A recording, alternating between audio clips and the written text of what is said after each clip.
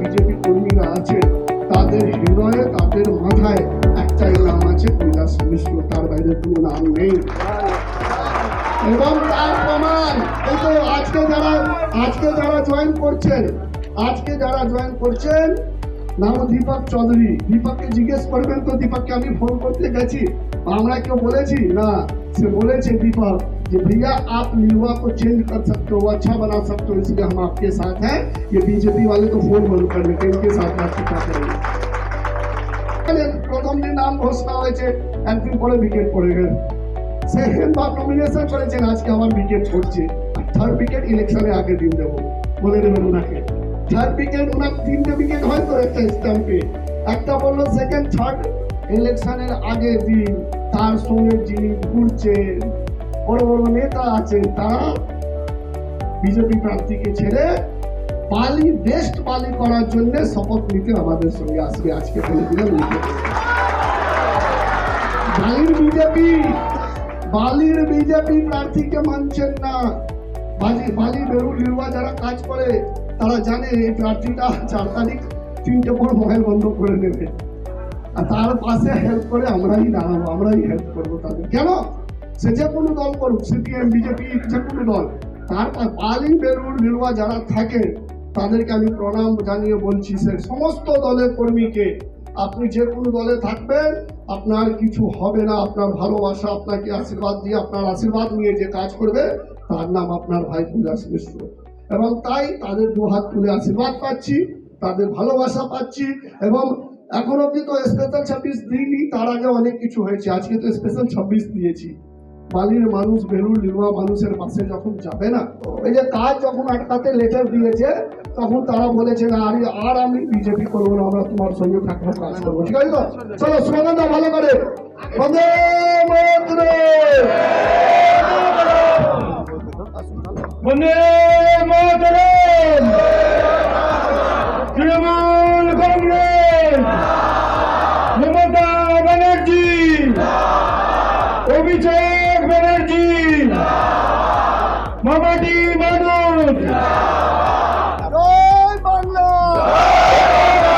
জয় বালি, আমার বালি, বলতে হবে আমার জয় বাংলা, জয় বালি, আমার বালি, কৈলাস মিশ্র বালি, জয় বাংলা, বন্দে মাতরম, তৃণমূল কংগ্রেস জিন্দাবাদ, মমতা ব্যানার্জি জিন্দাবাদ, অভিষেক ব্যানার্জি জিন্দাবাদ, বালি মানুষের সুখ দুঃখে সাথী কৈলাস মিশ্র জিন্দাবাদ।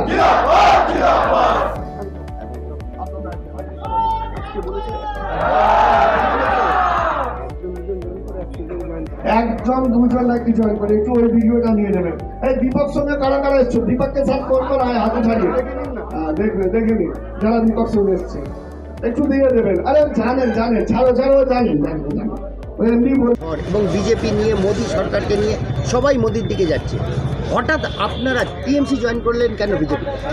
দাদা, ঝড় তো কিছু নেই পশ্চিমবাংলায়, লেকিন আপনি আমাদের বালিতে চলে আসুন। আমি তো পুরো বিশ্বর কথা বলবো না আর ইন্ডিয়ার কথা বলবো না, আমি বাংলার কথা আর বালির কথা বলবো। দাদা যা এখানে কাজ করেছেন আর করছেন, এখন উনি এমএলএ হননি, এমএলএ হওয়ার আগে যা উনি কাজ করে দিচ্ছেন, তা আপনি ভাবতে পারেন এমএলএ হওয়ার পরে কি লিলুয়াটা হবে আমাদের। এইটুকু আশা নিয়ে ব্যাস আমাদের দাদা, আমরা আম লোক, আমাদের কি চাই? আমাদের তো এই ভালো রাস্তা, ভালো সব কিছু ব্যবস্থা এই চাই, জল নলকল নর্দমা এই তো চাই, আর আমাদের চাই কি? আর দাদা যা আমাদের কাজ করছেন এটা বলার বাইরে আছে, এটা আমি বলতে পার। হ্যাঁ, কিছু ছিল না দাদা, আপনি এরকম কোনো ব্যবস্থা ছিল না এর আগে, যা আমাদের পুরনো বলবো না এমএলএ, লেকিন কোনো কাজ হয়নি। আপনারাও তো বালি ঘুরছেন, দেখতে পাচ্ছেন, রাস্তাঘাট বলুন যা দেখছেন আপনারা। আপনার নাম আর কতজন মিলে আপনারা জানেন? কোন শর্তে জয়েন করলেন? শর্ত কিছু না দাদা, কোনো আন্ডারস্ট্যান্ডিং না। কি আন্ডারস্ট্যান্ডিং? দাদাকে ভালোবাসতাম, কাজ করলেন ভালো, জয়েন করেছে, আন্ডারস্ট্যান্ডিং কি হয় দাদা? ছিলেন সেই দলের,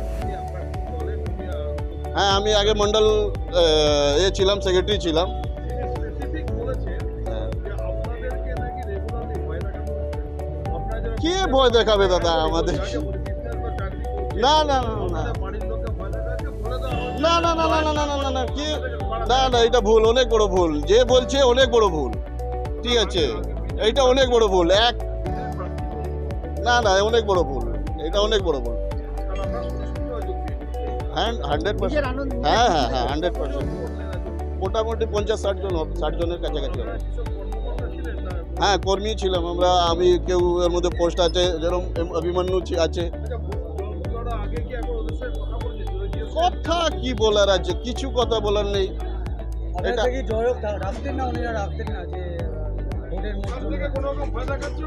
না না না, ভয় কেউ দেখাচ্ছে না, আর না এদিক দিয়ে দেখিয়েছে না ওদিক দিয়ে দেখিয়েছে।